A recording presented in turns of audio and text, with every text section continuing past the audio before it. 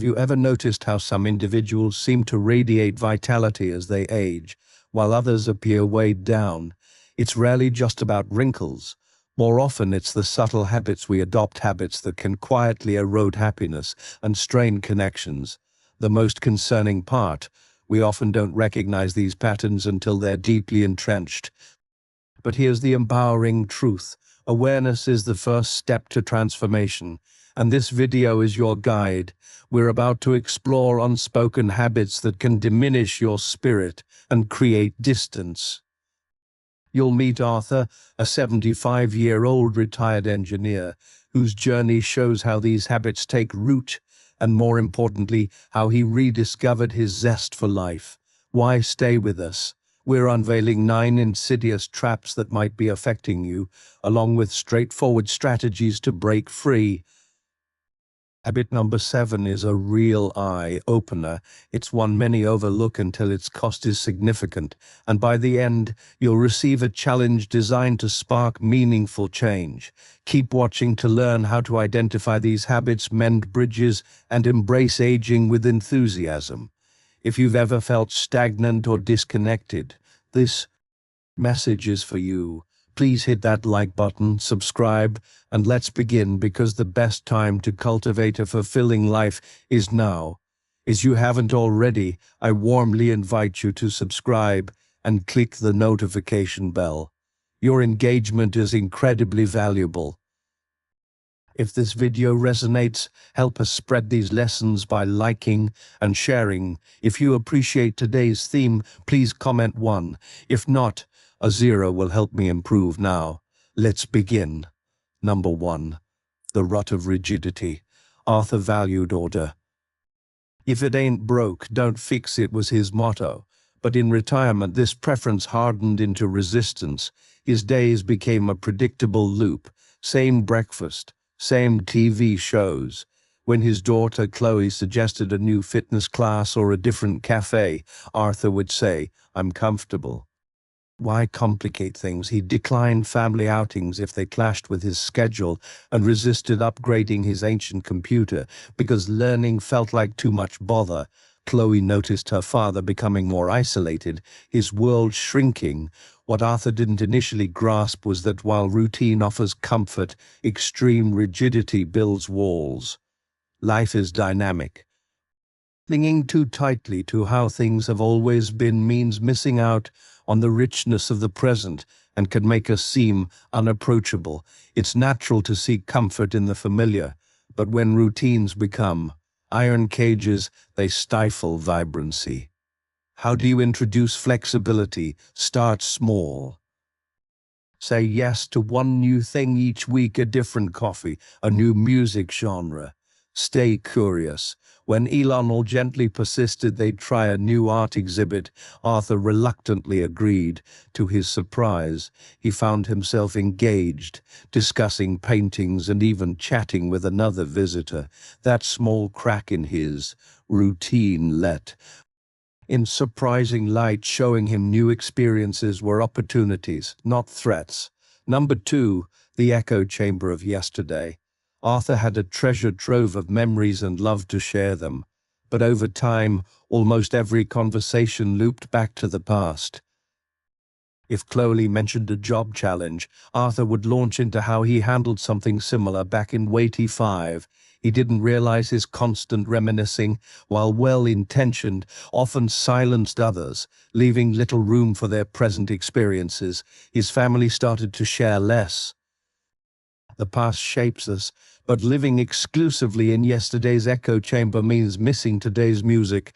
Constantly comparing the present to a romanticized past can make others feel their current lives are less significant. It creates a barrier, making it hard for others to feel truly seen. How can one honor the past without being imprisoned by it? Practice mindful listening. When someone shares, stay present with their story before interjecting your own. Ask follow-up questions. That sounds challenging. How are you feeling about it? Balance is key. After a heart-to-heart with Eleanor, Arthur made an effort. When his grandson Leo talked about a coding club, Arthur asked, "That sounds fascinating. What are you learning?" Leo's face lit up. The conversation was lively, current, and Arthur felt a renewed connection. Number 3, the shrinking circle. Arthur and Ilana once had a bustling social calendar. But as years passed, their circle diminished. Old friends moved or passed on, and Arthur, unlike Eleanor, didn't make much effort to replace those lost ties. "It's too much work at our age to make new friends," he'd say. He'd politely decline neighbors' invitations for coffee and kept calls with old colleagues brief. Gradually, the phone rang less. His world, once populated by many, grew quieter. The danger of passively letting social circles shrink is profound. Isolation is detrimental to mental and physical health. Friendships provide support, laughter, and belonging. Neglecting these connections risks loneliness. It's not just about having people around, it's about engaged, meaningful interaction. Rebuilding a social circle in later life might seem daunting, but it's possible. Say yes more often to invitations, reconnect with old acquaintances, explore local groups or clubs. Eleanor nudged Arthur to join her at a local historical society lecture. Grudgingly he went. He found himself surprisingly engrossed and ended up in a lively discussion. That small step led to more.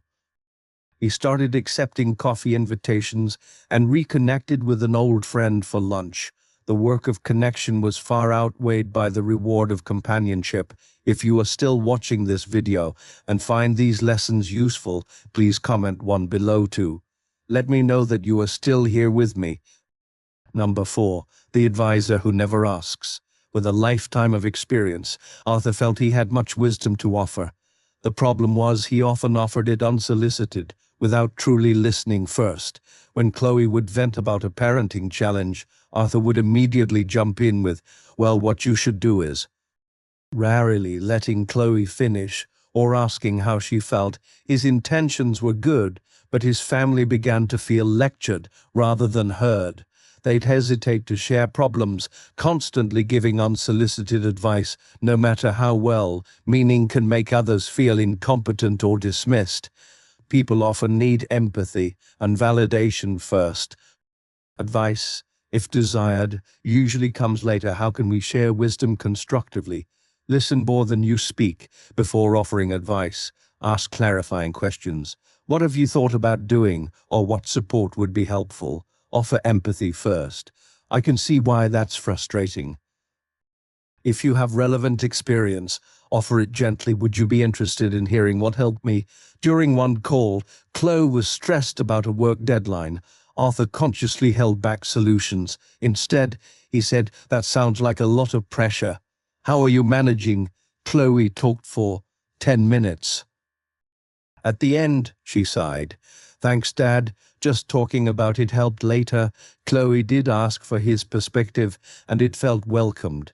Number 5, the good enough decline. Arthur used to be active, enjoying long walks and gardening, but as he got older, he slowed down. "A bit of stiffness is normal at my age," he'd say, opting for the sofa instead of a walk. He also stopped challenging his mind, rereading old books and losing interest in current events. His reasoning: he'd earned his rest, and his current engagement was good enough. This mindset, however, took a toll. His stiffness worsened, his conversations narrowed, he felt more tired from doing less. While aging brings changes, accepting a continuous decline as good enough is a disservice. Our bodies and minds thrive on engagement. Neglecting physical exercise leads to muscle loss and reduced mobility. Failing to stimulate our minds can contribute to cognitive slowdown. It's about consistently nurturing our capacities. How do we combat this? Make movement a non-negotiable part of your day. A short walk, gentle stretching. Find enjoyable activities for mental stimulation. Cultivate curiosity. Learn something new. Read widely. Engage in stimulating conversations. Eleanor signed them up for a gentle yoga class. Arthur was skeptical, but he felt better physically and mentally. He started daily walks and took up bird watching. He realized good enough wasn't a destination, but a slippery slope. Active engagement was key. Number 6, the barrier of bitterness. Years ago, Arthur had a falling out with his younger brother, David. Though decades passed, Arthur still harbored deep resentment. He rarely spoke of David, and when he did, it was with lingering bitterness. This old grudge was like an invisible wall. It made him quicker to find fault in other relationships, a silent drain on his energy and joy. Holding on to old grudges is like drinking poison and expecting the other person to suffer. The person most harmed is the one who carries it. Bitterness sours our disposition and prevents us from experiencing peace, keeping us tethered to past pain. Letting go is challenging but freeing. It doesn't necessarily mean reconciling. Forgiveness is primarily for yourself, releasing the burden of anger. This might involve talking to a trusted friend or journaling. One day Leo asked Arthur about Uncle David. Arthur slowly began to talk, not about anger, but childhood memories. Later, he wrote a letter to David, not to send, but to articulate his feelings. The act was a release.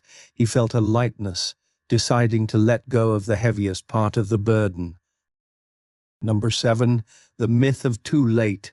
Arthur had always secretly wanted to play the piano. Now, in retirement, he'd dismiss the thought. "I'm 75, he'd say.